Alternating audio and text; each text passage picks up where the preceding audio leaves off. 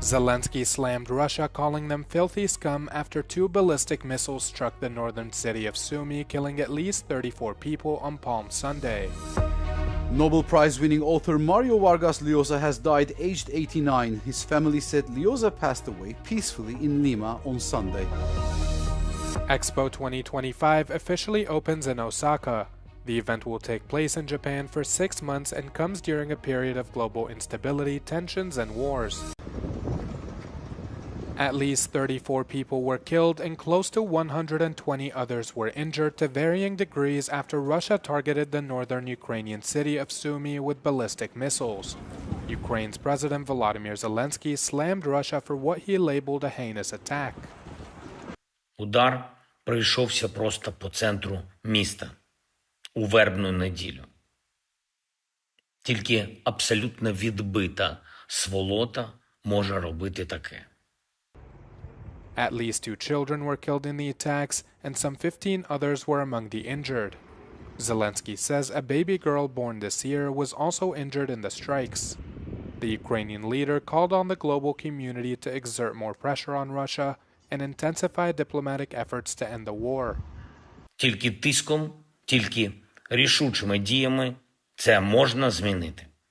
Кожна російська балістика, кожна крилата ракета, всі російські шахеди, всі керовані бомби б'ють не тільки по наших людях, по наших громадах, але й по дипломатії, по політиці кожного, хто дійсно намагається все це завершити.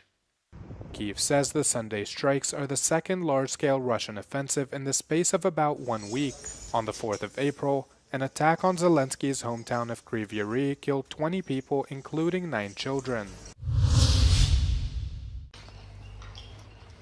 European leaders took to social media on Sunday to condemn Russia's latest deadly attack on the Ukrainian city of Sumy. European Commission President Ursula von der Leyen wrote that Russian cruelty struck again, calling the attack barbaric in a post on X. She accused Russia of violating international law, saying it was and remains the aggressor in its war against Ukraine. U.S. Special Envoy for Ukraine Keith Kellogg also condemned the attack on his social media, saying it crossed any line of decency and that the White House remained committed to ending the conflict. Other European leaders, including EU Foreign Chief Kaja Kallas, accused Russia of undermining peace talks by ramping up its attacks on Ukraine in recent weeks. Kyiv has warned Moscow is planning a fresh spring offensive despite ongoing ceasefire discussions led by the Trump administration. The leader of Hungary's opposition, Peter Magyar, held a rally in the capital Budapest in an effort to continue mobilizing support ahead of next year's election.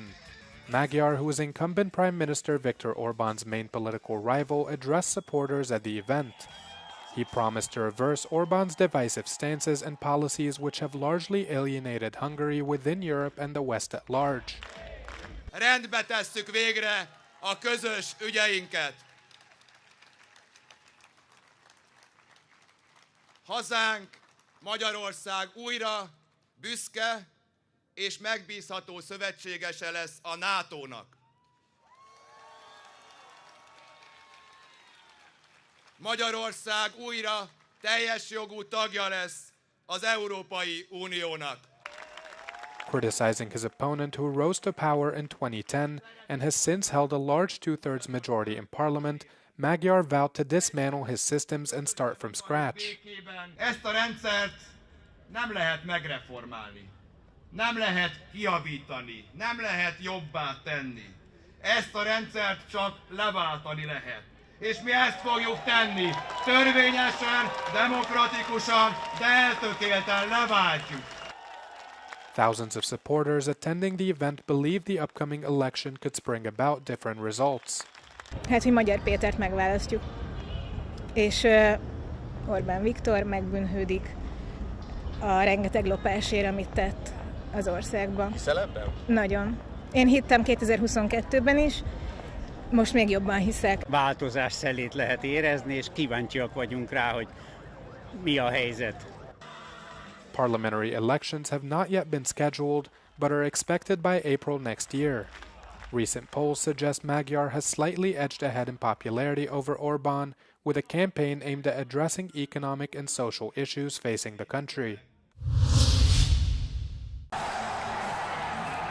Donald Trump's physician said the US president is fully fit to serve as commander-in-chief, according to a health report released by the White House.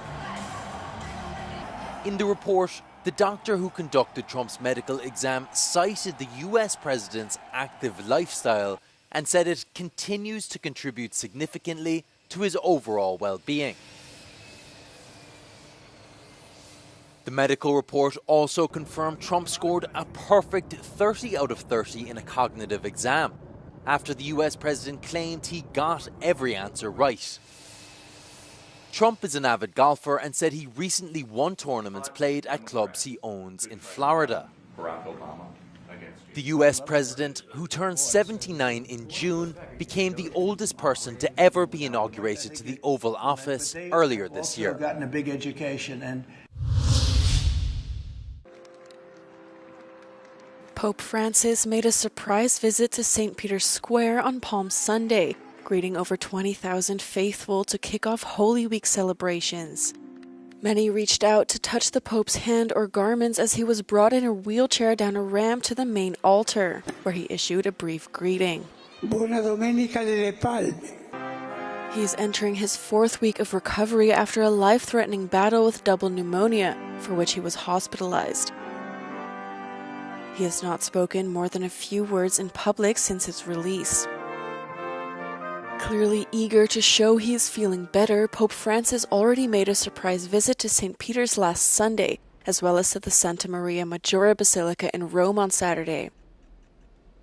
The Vatican said it was waiting to advise on what role he may play in upcoming Holy Week events leading up to Easter Sunday.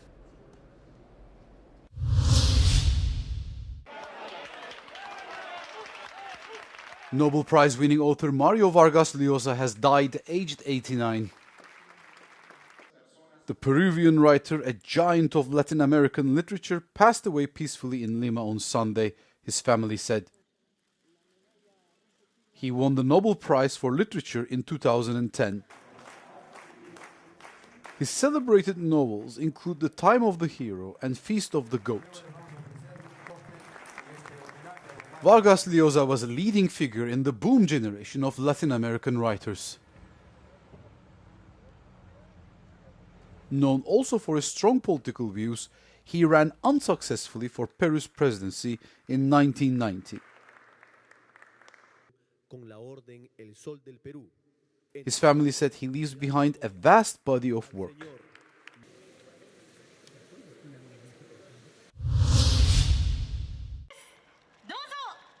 Expo 2025 officially opened in Osaka with more than 10,000 people present to attend the opening ceremony.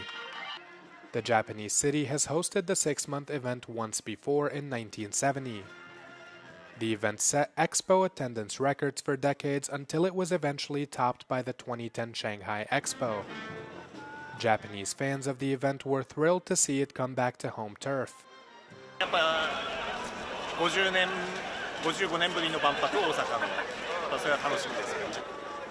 Organizers say they expect around 28 million visitors to trickle through by mid-October. The event was off to a slow start, having only sold 9 million tickets in advance, a steep drop-off from the initial target of 14 million. But with about 80 pavilions on offering from more than 160 different countries, regions, and organizations, organizers believe there is something for every visitor to enjoy. Just seeing what the other countries have to offer. We're going for our first pavilion actually is the Blue Ocean Dome one, so we're quite interested in ocean sustainability, especially this one. He loves the ocean. The theme of the Osaka Expo is creating a future society for our lives. The event comes at a time of global turbulence, with US President Donald Trump's tariffs and various conflicts like the wars on Gaza and Ukraine. Japan is hoping the Expo will help contribute, even in the slightest, to addressing the various international crises.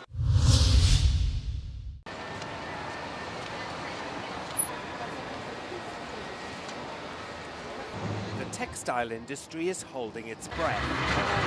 In a U-turn, the US president announced on Wednesday a 90-day pause in reciprocal tariffs except for China.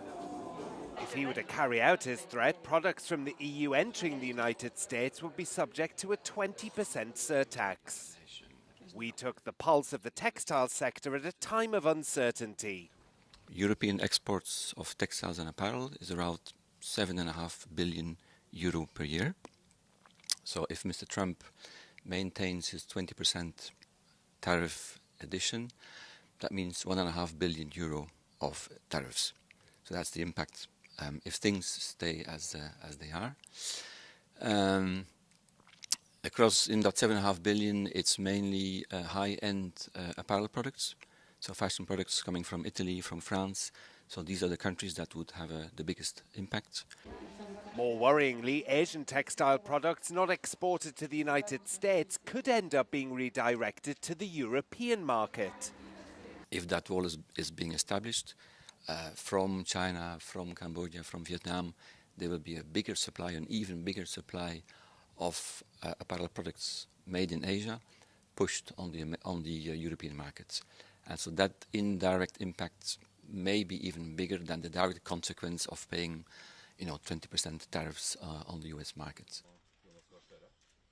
EU Commission President Ursula von der Leyen said she wouldn't tolerate an influx of Chinese products onto the European market and would take safeguard measures if necessary.